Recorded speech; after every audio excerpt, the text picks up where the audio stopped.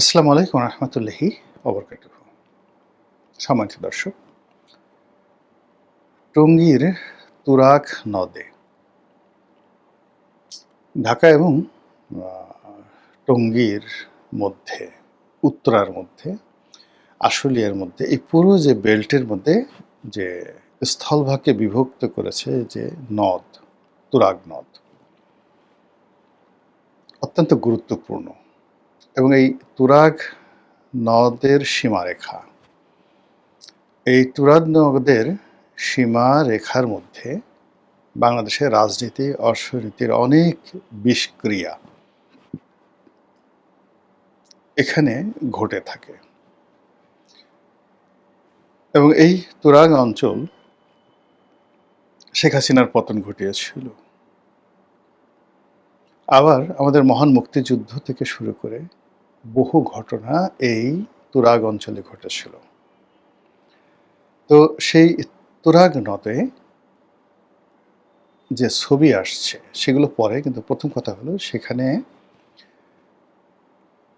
মানে ভাসমান অবস্থায় লাশ পাওয়া গেছে। সরকারের তথ্যমতে এবং দেশের মূলধারার গণমাধ্যম, সেই গণমাধ্যমের বক্তব্য অনুযায়ী এখানে দুটো লাশ পাওয়া গেছে। আওয়ামী লীগ এবং তাদের যারা সমর্থক রয়েছেন বা সমর্থক মানে সমমনের যারা সমর্থনকারী, তাদের প্রাথমিক বক্তব্য হলো যে 7টি লাশ, 7 যে ডেড বডি, এগুলো সেখানে ভাসছিল এবং এগুলোকে মেরে গুলি করে পিটিয়ে কে বা কারা, সরকারের সাথে হতে পারে, সরকারের দলের হতে পারে, রাষ্ট্রের বাহিনী হতে পারে, এই লাশগুলো তুরাগে ফেলে দেওয়া হয়েছে বা ডুবিয়ে দেওয়া হয়েছে অতীতের মতো, এগুলো ভেসে উঠেছে, হোয়াট এভার মেবি। আর এই যে পক্ষ এবং বিপক্ষ, এই পক্ষ বিপক্ষের কথা নিয়ে বাংলাদেশ, ভারত, ইউরোপ, আমেরিকা থেকে শুরু করে সব জায়গাতে যে বাংলাদেশ সংশ্লিষ্ট যে বিষয়গুলো রয়েছে, সেখানে এই তুরাগের নদীতে ভাসমান লাশ বা লাশের মিছিল একটা দুটো নয়, 7টা 8টা 10টা 12টা এরকম নানা রকম গল্প গুজব ছড়িয়ে পড়েছে। সরকারের পক্ষ থেকে, পুলিশের পক্ষ থেকে, বিভিন্ন গোয়েন্দা সংস্থার পক্ষ থেকে যে সকল তাপ এবং চাপ অতীতে দেওয়া হয়, ঠিক এই সময়টিতে সেরকম ঘটনা ঘটছে। প্রথমত এই বিষয়টি অস্বীকার করার চেষ্টা করা হয়েছে, পরবর্তীতে স্বীকার করা হয়েছে, কিন্তু এটা যে কোনো রাজনৈতিক হত্যাকাণ্ড নয় বা রাষ্ট্রের কোনো বাহিনী কারো নির্দেশে এই কাজটি করেনি, কিংবা সরকার সমর্থক কোনো রাজনৈতিক দল বা সরকার সমর্থক রাজনৈতিক দল বা সরকারি দল যেটা রয়েছে তারা সম্মিলিতভাবে কোনো ম্যাটিকুলাস ডিজাইনের আন্ডারে এই কাজগুলো তারা করেনি।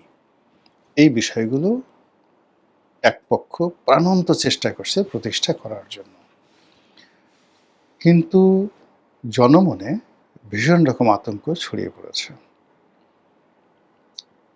এর কারণ হলো যে এটি সিঁদুরে মেঘ নয়, এটি অগ্ন্যুৎপাত, রাজনীতির যে অগ্ন্যুৎপাত, অথবা এটি ধরুন রাজনীতির অগ্ন্যুৎপাতের পরে আপনি ভূমিকম্প বা সুনামি, এটার শুরু, পূর্বাভাস নয়, এই শুরু হলো এটা দিয়ে।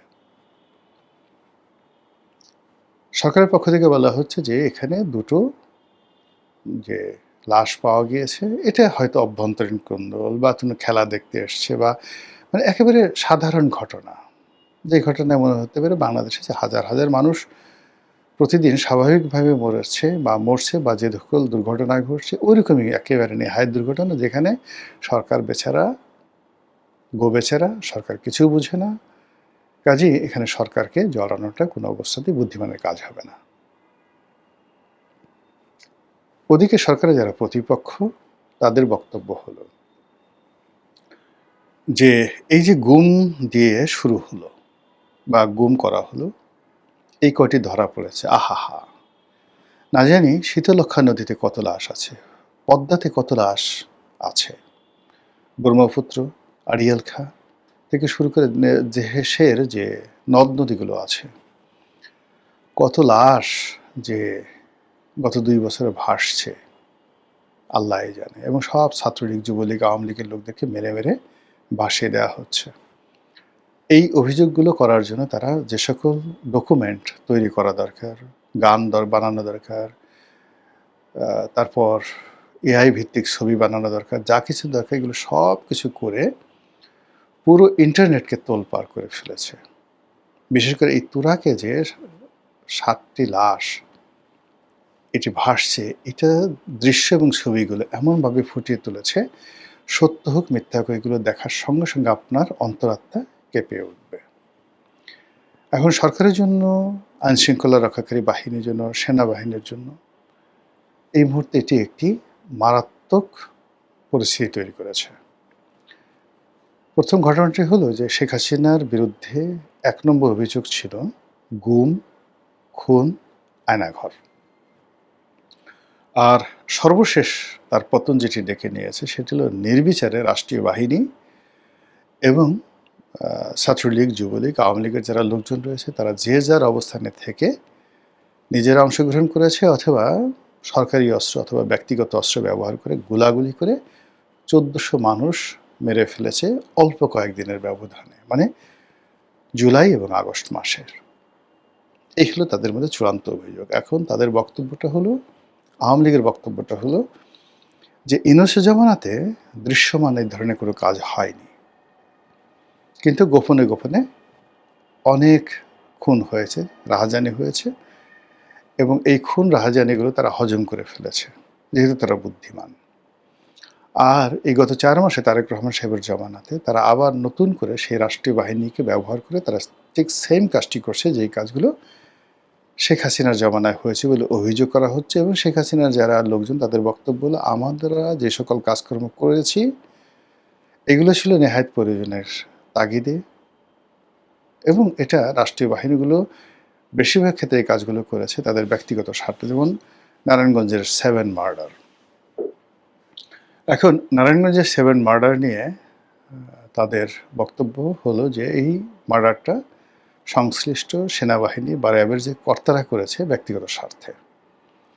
জঙ্গি নাটক ওই সময় পুলিশের কুশীলবরা বেশিরভাগ ক্ষেত্রে 99% ক্ষেত্রে তারা করেছে সরকারি বেনিফিটগুলো নেওয়ার জন্য, সোর্স মানি নেওয়ার জন্য, শেখ হাসিনার কাছে নিজেকে গুরুত্বপূর্ণ মনে করানোর জন্য, এবং শেখ হাসিনাকে একটা ভয়ের উপর রাখার জন্য।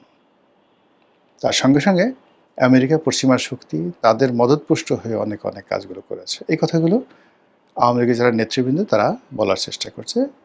আর তৃতীয়ত তারা বলার চেষ্টা করছে শেখ হাসিনা তো সারাদিন রাষ্ট্রের উন্নয়ন নিয়েই ব্যস্ত থাকছে, দল নিয়েই ব্যস্ত থাকছে, তারা এগুলো করার কী ছিল। তার পার্সোনাল একটা ক্ষোভ ছিল যুদ্ধাপরাধের প্রতি, তার পার্সোনাল একটা ক্ষোভ ছিল বঙ্গবন্ধুর হত্যাকারীদের প্রতি, ওটা তিনি করেছেন, ওর জন্য আপনি তাকে দায়ী করতে পারেন। কিন্তু এর বাইরে একজন she is absolutely political lady, এই কাজগুলো তিনি করেননি। কিন্তু এখন যেভাবে ধরে ধরে আওয়ামী লীগ জামানাতে গুপ্ত, মানে যাকে বলা হয় গায়েবী মামলা করা হতো, গুপ্ত মামলা করা হতো, জেলে ঢুকানো হতো, গ্রেপ্তার করা হতো, আর এখন সরাসরি এই যে তুরাগের মতো ঘটনা ঘটানো হচ্ছে। তো এত শুরুতেই যদি বিএনপি সরকার এইভাবে এই কাজগুলো করে তাহলে আগামী দিনগুলোতে কি করবে? তো এরকম একটা পরিস্থিতি তৈরি করে তারা ইউরোপীয় ইউনিয়ন, আন্তর্জাতিক মানবাধিকার সংস্থা, টিআইবি, এরপরে মার্কিন লবিস্ট গ্রুপ থেকে শুরু করে সবাইকে বোঝানোর চেষ্টা করছে যে দেশে একটা রাম রাজত্ব শুরু হয়েছে, দেশে একটা মগের মুল্লুক তৈরি হয়েছে। আগে ছিল যেটা মবের মুল্লুক, এখন সেই মব থেকে আবার সেই মগের মুল্লুকে চলে এসছে। অনেকে বলার চেষ্টা করছে দেশে উগ্রবাদ চালু হয়েছে, অনেকে গুপ্ত হত্যার কথা বলছে, অনেকে পাকিস্তান আইএসআইয়ের জয় বলছে, অনেকে হামাসের কথা বলছে, অনেকে আইএসের কথা বলছে, ইত্যাদি নানা রকম কথাবার্তা বলে ভয়ঙ্কর একটি পরিস্থিতি তৈরি করে এখন সরকারকে একটা চাপের মধ্যে ফেলা হচ্ছে। এবং বিভিন্ন অ্যাঙ্গেল থেকে, বিশেষ করে যারা বাইরে ইউটিউবিং করেন, তাদের বক্তব্য হলো যে এই সরকারের উপর আবার ধেয়ে আসছে যাকে বলা হয় পশ্চিমা নিষেধাজ্ঞা। আর সেইবার যদি নিষেধাজ্ঞা আসে সরাসরি মানে এমন এমন প্রতিষ্ঠানের উপর আসবে, আমি এগুলো নাম বললাম না, এমন এমন প্রতিষ্ঠানের উপর আসবে যেটি মানে বহন করা, মোকাবেলা করা, নেগোসিয়েশন করা আসলে বর্তমান সরকারের পক্ষে সম্ভব হবে না। এই যে তুরাগ নিয়ে যে রাজনীতি শুরু হয়েছে বা তুরাগে যে ঘটনা ঘটেছে, এটি আমি মনে করি সরকারের সর্বোচ্চ গুরুত্ব দিয়ে, ধামাচাপা না দিয়ে সর্বোচ্চ গুরুত্ব দিয়ে এটি তদন্ত করা উচিত, বিচার করা উচিত এবং এই ব্যাপারে খোলামেলা কথা বলা উচিত বা ডিবেট, এটার যে ডিবেট ওপেন করে দেওয়া উচিত।